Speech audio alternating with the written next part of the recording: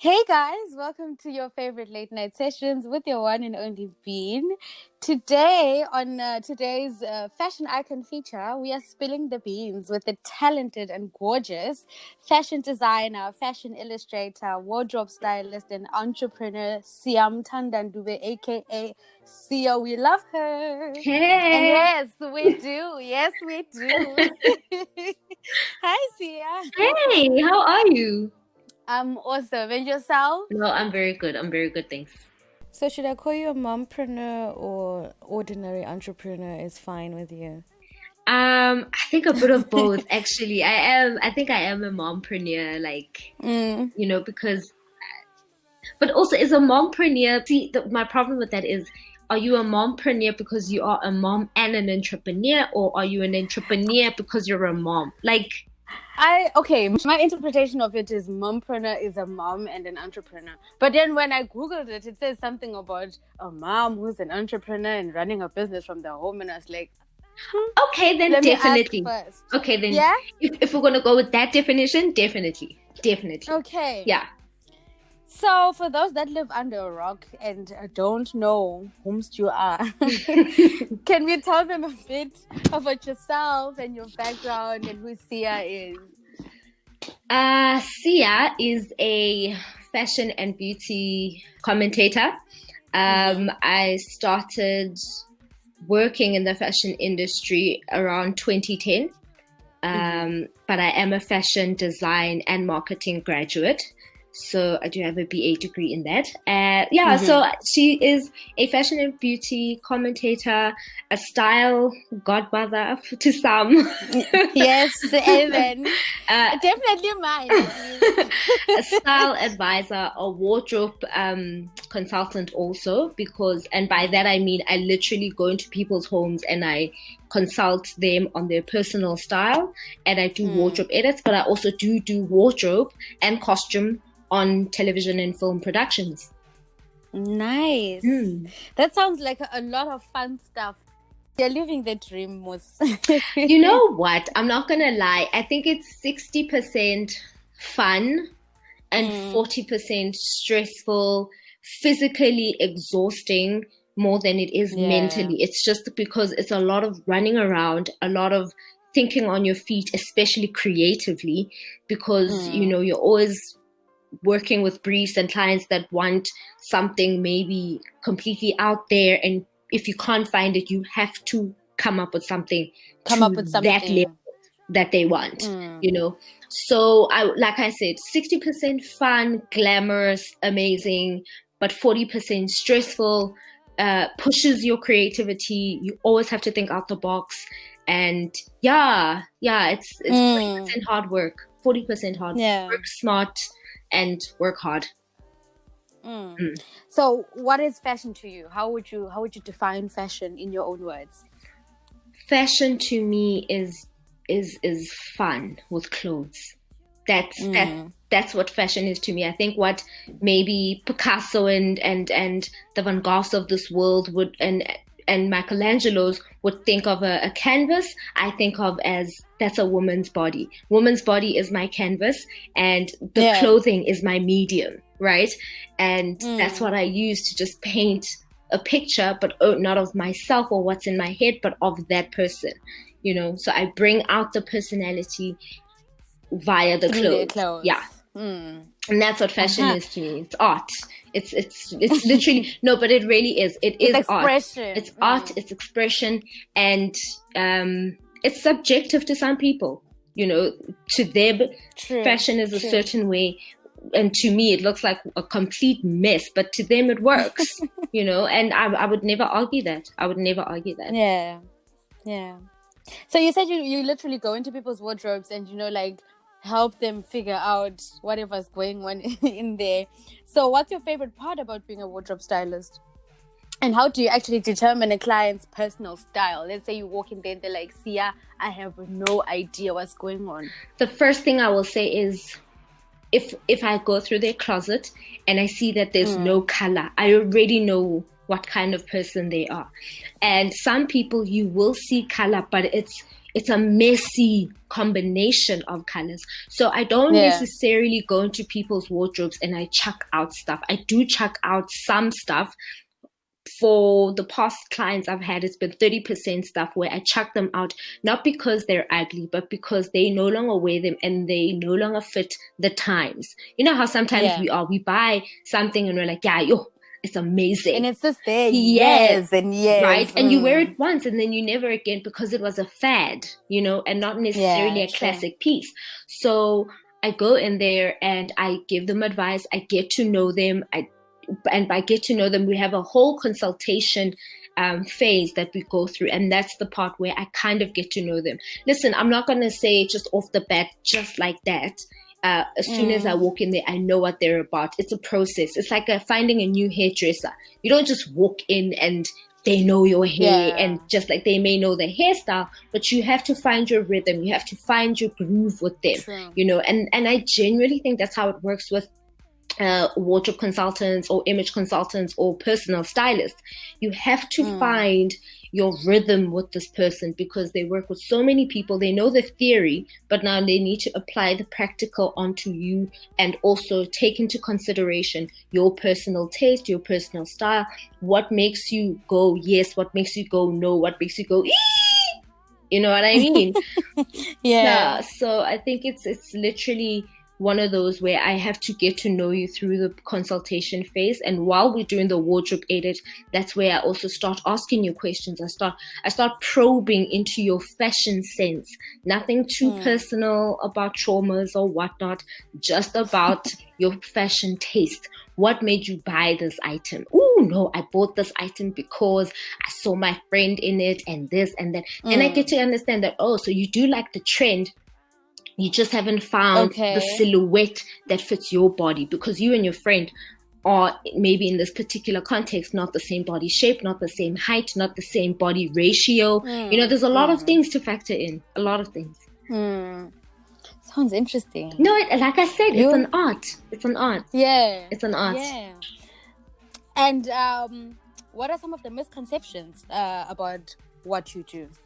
That you've come across? Oh, there is a lot. The first one is the Devil Wears Prada ruined our industry because people think that's how it is. Yeah. No. Let's just start there. And the second one is Ugly Betty also ruined our industry. Yeah. Because people thought, you know, a lot of people think you just walk into a space and you just say, this is what you're going to wear. Oh, darling, this works. Yes, try it. Yes, yes, yes. I love it. Don't you even think about it. Yes, darling, this is exactly. It's not that easy. Not that easy. Also, you don't just walk into a space and you say to the client, this is what I want to do. We're going to. And let's say you're presenting, because you do present to clients sometimes, especially as wardrobe. You have to present your vision in terms of clothes. Yeah. And you say, this is what we're going to do. We're going to throw them this, and then they this, and then this, and then the clients sit there in awe and go, oh my God, you know your stuff. Yay!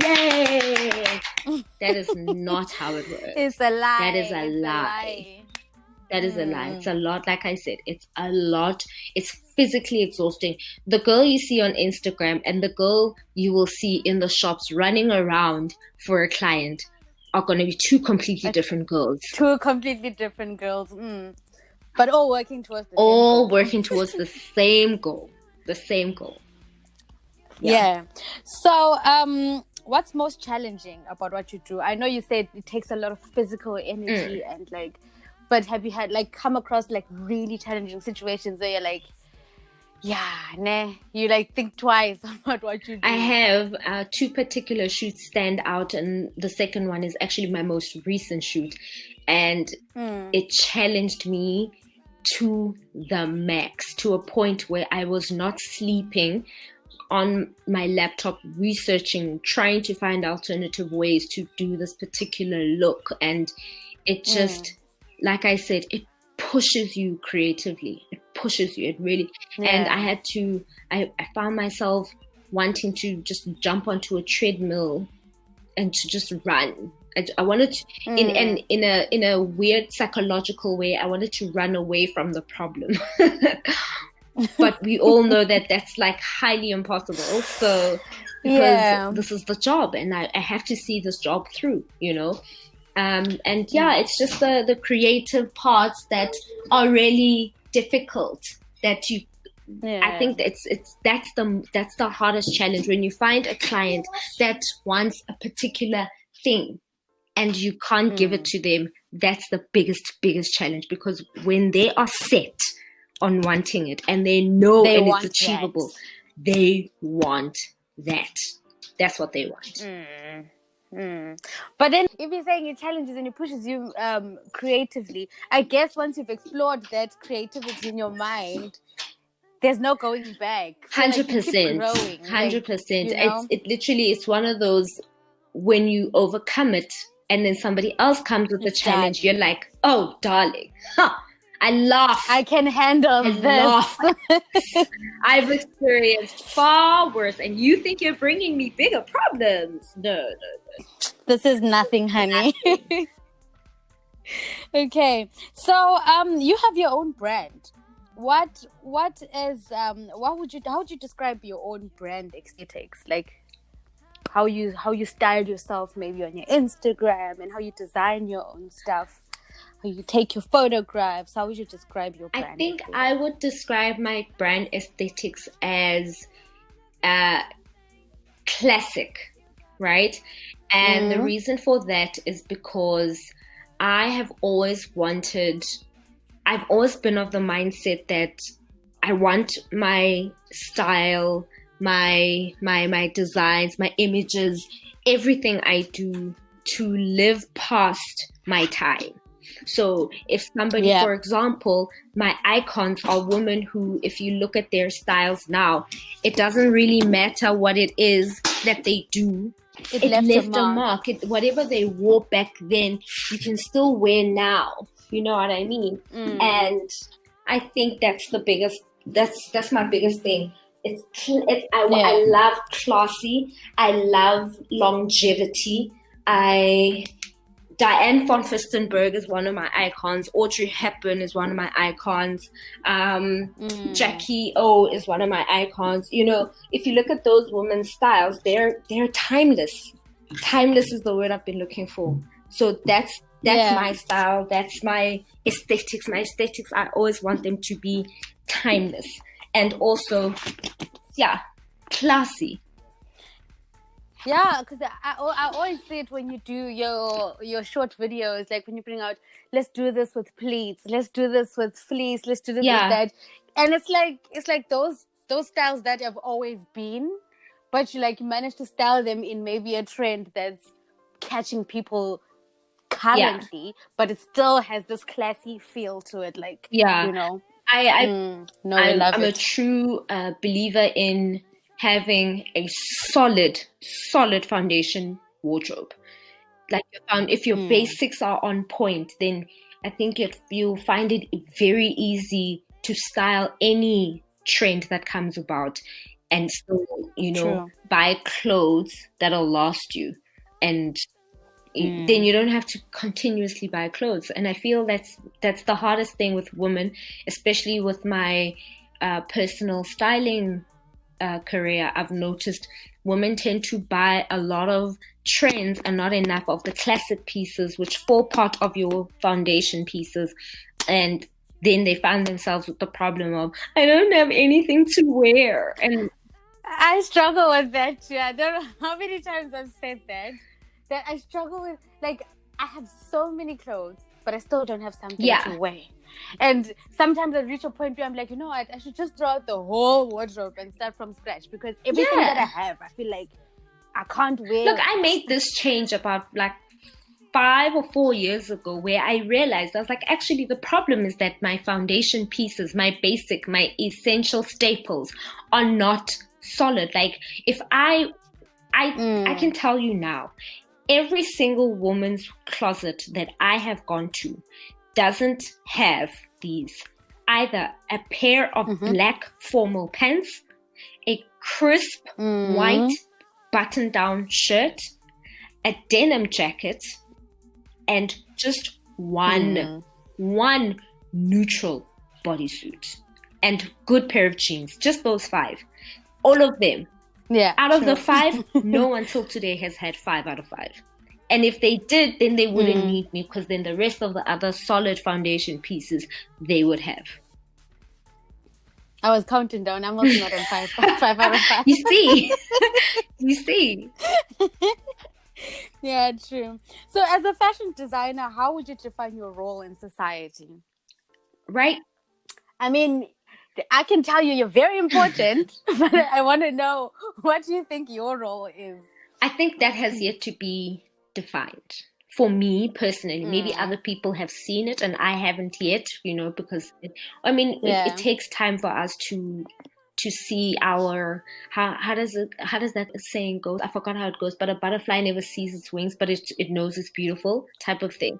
So I think what I'm trying to say is, I know I play a pivotal role in the fashion industry, especially here in SA, but I'm not quite sure yet just where it is to, like, I know it's somewhere. I'm just not sure where exactly. You're important. Like, that's what I was trying to say. I know you're important, but maybe you had a clue where. Not quite. Not yet. But not yet. Definitely, society wouldn't be complete without fashion designers. We would be a mess. Yes. That's what I'm trying to say. Yeah, basically. I think maybe the role I'm still trying to carve for myself. I'm still doing it, but I know it's along the lines of the Diane von Furstenberg's, the woman who designed for women, and I'm very much about clothing that are not just, it has to be functionality over form for me. And Diane von Furstenberg is one of the women who pioneered that it has to be functionality over form, whereas and no shade to any of the male designers, but whereas with male designers, they're more visual rather than functionality. You know what I mean? Yeah. So I think that's the lane I'm trying to carve more than anything, which is why, for many reasons and many interviews I've done before, I've always just said that I am a woman's woman, and that's it. That's it. Yeah.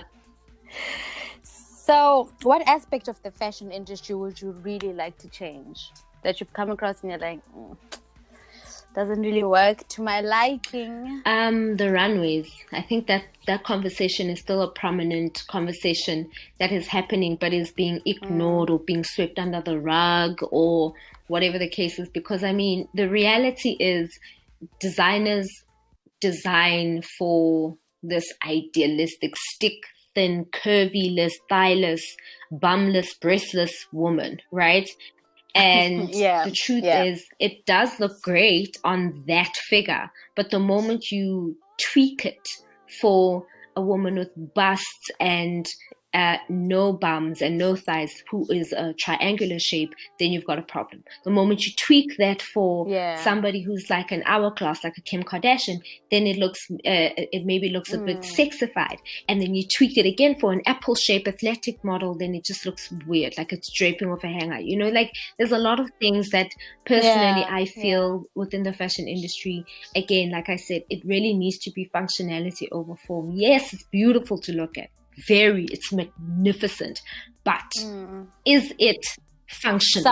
Somehow it's not realistic. It's not realistic, because some of the things you see these people wear, where am I going to wear it? How is that going to look on me? I am 1.55. That's another thing. I'm personally, as a short and petite woman, I'm kind of tired of seeing just these really tall girls all the time, because then I'm with you. Exactly, because again, because most of these maxi dresses are also made for these super long girls, which is why I also want to that I don't have to without it dragging on the floor. Firstly, secondly, without me having to get it altered, because then the moment you alter it, it loses its beauty and silhouette, right? And in as much as, yes, it is gorgeous to see tall, beautiful women in those outfits, the reality is they're shutting the average and the shorter woman out, and which is why Forever New Petite is like my favorite place to go, because I don't have to alter a thing there. It's like perfectly for my height, which is why my friend and I did S and L, because the mass market does not cater for the 1.79, 1.8 girl, but also doesn't cater for the 1.5. Yeah. They literally only do for the average girl. And if you fall below or over, then Then sorry, you're out. you've missed out. Sorry. You know what I mean? And I think it's not just the fashion industry that needs a lot of change. It's also the beauty industry, because the challenges that we are always facing as Black women, it's really annoying. It's getting tedious. Yeah. It's getting tedious. Yeah. The shades of foundation. Yeah, And the shades of like, stuff. I mean, like, come on now, guys. We're in 2020. How are we still not getting our shades right? We have to combine. Yeah. Really? We have to combine and mix it baffles me. Like, why can't I also just get a bottle of foundation that is just it goes beyond even that. It goes with even hair products and, you know, and for everything. me, lip colors. It's I mean, even with the issue we had here in SA with the Tresemme and it's I mean, come on, really. I just feel like it's like I said. I know, it's like I said, these issues or these things I'm saying now are nothing new. They've been out there. It's just people are choosing to ignore and just carry on, you know, which is why I'm fully endorsing Black businesses that do things for Black women and Black men, you know, because if clearly we don't do it ourselves, nobody else will. That is true. Yeah. That is true. And one other question I wanted to ask. You said you studied for this. I was going to ask, for someone who wants to go into your career, into your line of work, what education or schooling or skills would they need? I wouldn't say there's any particular educational skills they'll need. However, I would advise that they do also take up the business of fashion, because a lot of people tend to focus solely on the creative side and not so much on the business side of it. And the business side of it is the crucial part of it. And for me, I knew from second year that fashion designing, like to be a designer, was not top of my list. I knew that it was going to be something I would do probably later on in my career. But the first thing I wanted to do was to style people. I wanted to help women with what they have.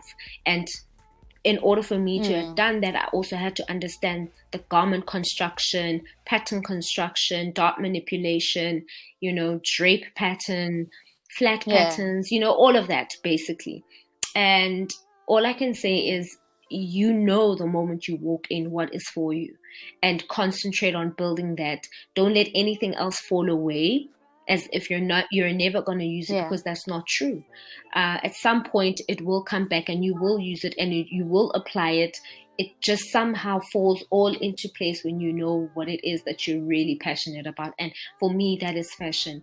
Because my illustrating was just a subject, and later on it's becoming a career where people want me to do illustrations for them, frame them, and then they hang them up as part of their decor. You know, so that's nice. And it's not something that you paid super attention to. I never even thought you could build a career around fashion illustrating, but the world is moving in such a different pace that here it is, you know, it's taking up very slowly here in SA. It's I've only had quite a few international clients and one or two local designers that I've worked with closely. But then again, it's also one of those, I don't limit myself to SA only. I do think and believe and hope that I'm a global, you know, citizen. And I appeal to the global market, which is how I'm trying to position myself. No, into the universe. This is where I want to be. Yeah. So what's that one thing in today's fashion that everyone loves, but you secretly just think, oh, this is overrated? That body glove thing. Which one? Which body glove thing? I think it's called a body glove. It's worn by a lot of I think what they refer to are bad bags. It's literally like a jumpsuit. Okay, I see it. I see it like a really, Yes, really I tight really think jumpsuit. that is highly overrated, and it's not for everyone, but It's not. which is Definitely why I not for don't like everyone. it. See, I don't like fashion that limits people. I think fashion should be worn Yeah. by everyone with all types of body shapes, just obviously a silhouette that fits and suits that particular body shape. Whereas this body glove thing, Yeah. no, I think it was definitely designed by a man that was just wanting to look at figures. Yeah, no To see female would design everything. that. No female. No. Mm-mm. And what's your favorite place to shop anywhere in the world, and why? A particular, like in terms of a brand or in terms of a city, country type of thing? Brand, a city, whichever. Where would you feel like, okay, if you drop me off here, I could shop until I I don't know get about other it? places, but the only place I can think of right now that I've been to is Singapore. Okay, so the one I went to in London, Oxford Road. You can drop me off there. It's fine. It's fine. I'll be okay. I'll be You're great. okay. You'll be fine. And There's everything that you definitely, need. I love department stores. In as much I love luxury brands, but I also love department stores. I love the mixture of the two together. I'm very much a department stores girl, but I would, in my outfit, want a ping of luxury brand or premium designer wear brand somewhere, right? Even if it's like a pair of shoes or a bag or a scarf or whatever the case is. So I would say Oxford Road is that one, only because I've been there. It's the I place haven't to been be. to any other place. Maybe for luxury brands, I definitely do Singapore, Marina Bay. Okay. The designer brands that they have there. They have Kate Spade, who is my favorite for bags. They have, I saw Tory Burke. Yeah, I mean, there's a bunch of brands that I've seen and would love to shop from who are not out there, and by out there I mean, like, for example, your yes, Gucci's I'm and your definitely LV. not a Gucci or LV girl. You know what I mean? Yeah, I like very understated fashion, luxury brand. Yeah. And it's summer Yes. now in SA, right? Okay, so what are your top 3 summer colors, since it's summer in SA, and what are your top 3 winter colors, because it's winter here in Europe? My top 3 colors for summer are tangerine, sweet pink or magenta pink, depending on how it looks, because sweet pink for some stores can look like a neon pink, and some it can look a bit dark. Magenta pink a bit dark, but it's more like a sweet, brightish pink, and yellow. Those are definitely my top 3 summer colors. And print, I love print. For winter, I love black, I love nude, and I love gray. Yep, you can also like do a lot with those colors also, like they go well together as well. So last question, which 3 accessories can you never ever leave the house without? Rings. Not really a bangles girl, but I'm on the hunt for ankle bracelets. And when I find them, I'm not leaving my house, especially in summer, without one. I'm those are really necklaces. cute. I love necklaces, like the really dainty ones, and just layer them a lot. I love necklaces, Lovely. Thank you so much for chilling with us today. So, do you have any advice for someone considering a career in fashion or career in styling? When it comes to styling, learn to not take everything personal. And the reason for that is because it happens where you pitch something and you're convinced to client or to customer, and you're convinced this is it, and they say no. It doesn't in any way, shape or form dim your knowledge of what it is that you're doing. That's the first thing. They're just not They're just feeling not it. feeling it, but it's It's nothing a on bit of you. both. It's either they're just not feeling it, or you're not selling it well, or the thing is they themselves are afraid. Now you need to find a way to convince them that it's okay to step out of that comfort zone and come over onto the risque dark side. You know, if you want to enter the fashion industry, you've really got to have thick skin. More than anything, over and above everything else that I've said today, you really, really, really have to have thick skin. And when I say you have to have thick skin, I don't mean you have to be rude to people. And I'm saying that if it means you take whatever criticism or feedback, you take it with grace. That's another thing. I don't think people say that enough, that when you're being told you have to have thick skin, what they mean is whatever criticism you get, whatever feedback you get, you have to take it with grace. And just trust your feeling, trust your gut feeling. It takes time. A lot of people say that the music industry is a young man's game. The fashion industry is quite the opposite of that. The longer you're in it, the more stripes you get, the more credible you become, and the louder your voice becomes also.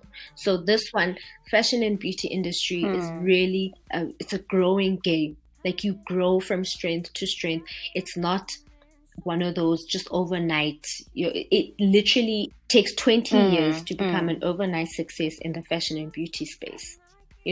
Other industries, it's the same. It's just also like acting. Acting is very much the same as the music industry. It's a young man's game. And by young man, I don't mean like when you've hit 35. Then, no, man, as in, out. No. I mean, look at the Karl Lagerfelds of this world. Rest his soul. He was 80 something. Whereas in other industries, especially like the music industry, you can't still be popping and locking on stage at 80 something,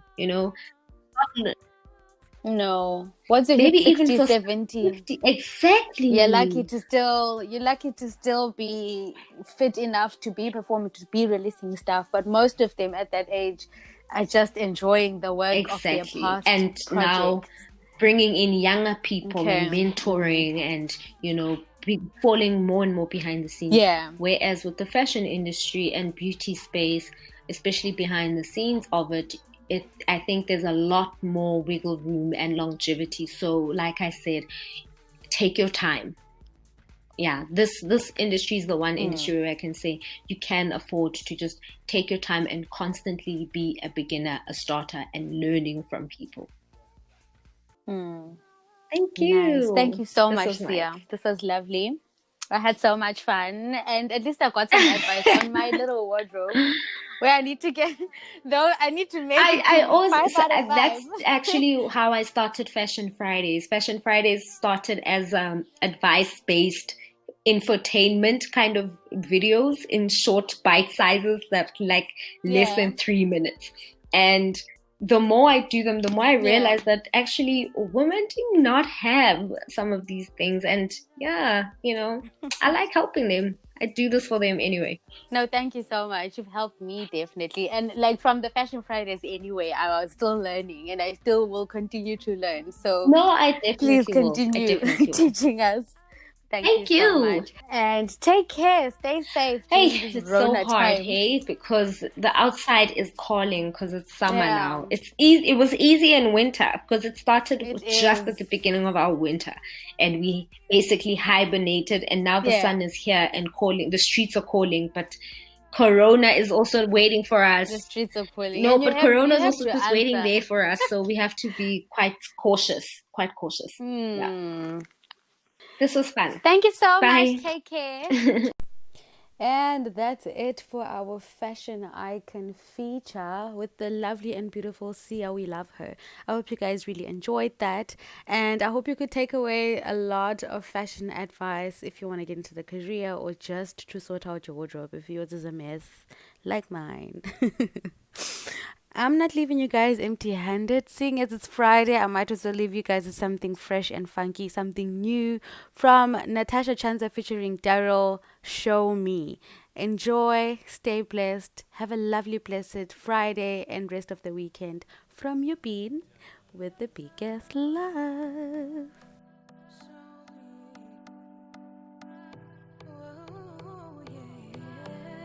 It's royalty. Never have I ever been the one to fall, no, never been the one to write love letters. No breaks, hit the pedal. Never, never have I ever known one better. No blues when we're together. You were made for me, and I know what love is. Nifuna unilangize, unilangize.